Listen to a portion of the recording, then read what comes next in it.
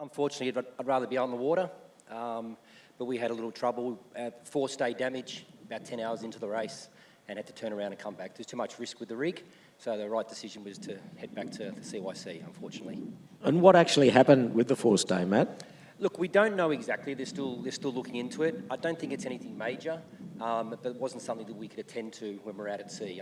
So we just had to sort of make sure everyone was fine and just turn the boat around and make sure we got back safely. And then we'll do some inspection over the course of the couple of days and find out what really happened. You're not the only ones that have been let down by some gear that let go. Yeah.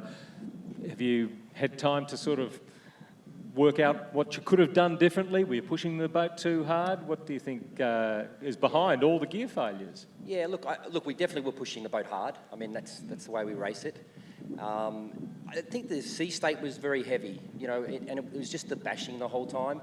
And we knew we had another 20 hours more of it to go. So we did try and look after the rig as best we could, but things were inevitably going to happen in those sort of conditions, unfortunately. And what maximum wind speed did you get to on that first night? Yeah, look, we saw mid-30s.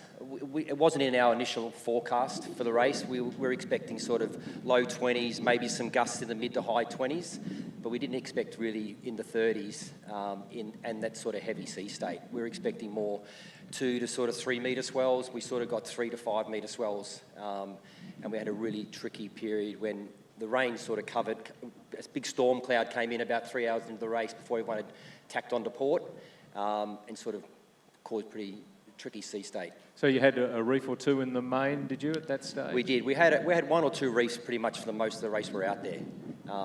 We sort of hit 1 reef about 3 hours into the race, two reefs probably 4 hours, and we kept 2 reefs for the whole race, basically.